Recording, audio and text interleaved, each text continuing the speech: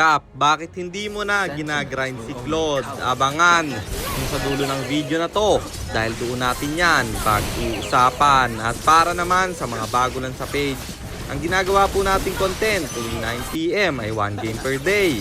Solo, rank, game at ang goal natin sa content natin na to ay mag 100 win streak.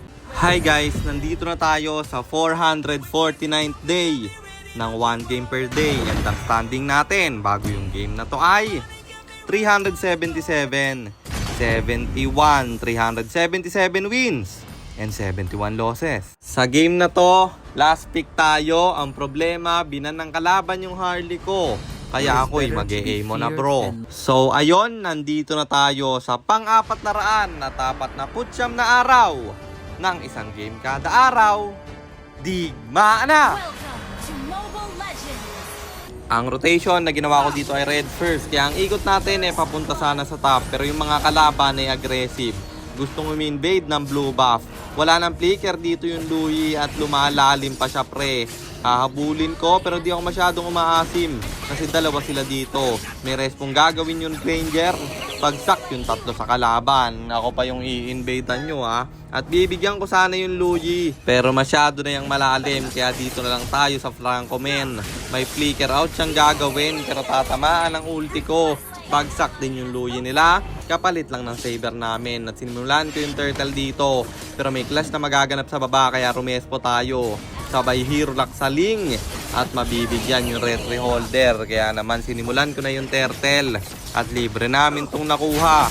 Dahil nga patay yung naka-retry sa kanila. Tapos dito sa gitna, may clash na naman na magaganap. Babagsak yung Franco. Tapos yung Louie magtitipi bro. Mabibigyan niya yung Parsa pero mamamatay rin siya. At ako'y mega kill na. Sabay diretso sa top. Inuubos namin yung plating. Tsaka ako nag-out. Tapos dito missing yung Franco nila. Lumalalim yung Mia. Kaya alam kong nandito yung Franco. Pinasok ng saber. At napatay yung Franco nila. Hahabulin ko sana yung Mia. Ang problema, di umabot yung retry ko, tinamaan ako ng stun kaya in-out ko na lang at lumiretso sa turtle. Ang problema, cooldown yung retry ko kaya ling ang nakakuha doon. Pero syempre, di tayo papayag na walang bawi. Pagkabasag ko ng torre, kinuha ko yung blue buff niya at dito siya makikipagpaalagan. May ultimate siyang bibitawan pero invisible yung Amon ko at nagbuka siyang tanga bro. Makaka-out siya doon, pinanggigilan ako ng Franco. May conceal siyang gagawin. Tapos ako pa rin nayahabulin. Masyado na akong malalim, ako'y makakagat niya. Ang problema, ang layo ng kampi niya at ako'y makakatakas pa. Yung ling nag-aabang pala at ako'y tatalunan pero yung skill di tatama. Mahuhuli pa siya ng saber.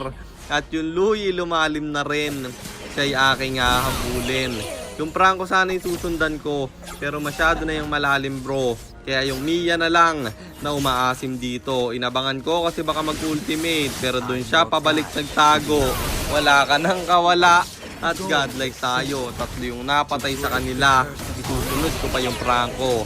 Tapos yung turtle, libre ulit nating makukuha. Tuloy-tuloy yung clash, hindi pa rin natatapos dyan kasi yung ling dito pulahan at akin siyang bibigyan. Masasalubong ko pa yung Louie at meron akong ultimate. Double kill para sa atin at hindi triple kill ko pa nga kasi yung X-Borg hahabulin. Pero makukuha siya ng Granger at okay lang yon. After nun, dumiretso ako sa baba. Walang pahingahan. Binasag ko yung torre nila. Tapos dito yung Mia makakatakas pa. X-Borg bibitaw ng flicker ulti. Mamamatay yung Parsa pero akin siyang hahabulin. Malalak yung ultimate ko pero mabubuhay pa siya bro. Gawa ng life steal siguro. Kaya yung Louie na lang ang aking pinatay at dumiretso ako sa Lord. Pero hahabulin nila yung Granger kaya naman rumespo na lang ako. At X-Borg dito aking pinunterya. May ultimate akong bibitawan at patay yung XP pati retry holder nila. Kaya naman yung Lord libre naming makukuha. At kung sa reels kanina yung lingang ng asar, ngayon ako naman pinasok ko yung X-Borg sa loob ng torre at ako yung nabigyan pre. Pero kapalit no na yung Louie at naubos yung kanilang skills. Papasukin to ng kampi ko. May Lord pa silang kasama. Pero makakagat yung Parsa kasi piplikiran siya ng Franco. Zilong bumagsak na rin. Granger kanilang hahabulin. Mukhang mabubunga yung pangasar ko kasi isa-isang bumabagsak yung kalaban bro. 3 na lang yung natira. Buhay kasi yung Luyi. At nagkakamatay na sila isa-isa. Hinihinyak pa ng Granger na wipe out yung kalaban na tinapos ng kampiyon laban. Kaya panalo na naman tayo at ang standing na natin ay 378. 71, 378 wins and 71 losses. At sa mga hindi nakakaalam, 10 win streak na tayo. Kaya 90 na lang ay 100 win streak na. At nagmitik din yung ating rank. Sagutin na natin yung tanong ni Idol. Bakit nga ba hindi ko na ginagamit si Claude? Kasi guys, sobrang hirap nang i-pull off ng jungle Claude. At alam nyo naman na hindi ako gold laner, ako ay jungler. Kahit na kasi tinanggal yung mana ng Claude, hindi mo pa rin maaalis sa kanya yung sobrang bagal niyang mag-farm. Mula noon pa man, mabagal na talaga mag-farm yung Claude guys, kahit nung nilabas yan. Pero noon kasi marksman jungler yung meta. Ngayon ang meta ay puro assassin, lalo na yung Suyu, napakabilis niya mag-farm. Meron pang Joy, Hayabusa, kaya hindi na talaga uubra yung jungle Claude. At pag bumalik ulit yung marksman jungle, tsaka lang natin mai-spam yan. At yun lang, sana nasagot ko yung tanong mo Idol. At sana rin meron kayo natutunan sa content natin na to.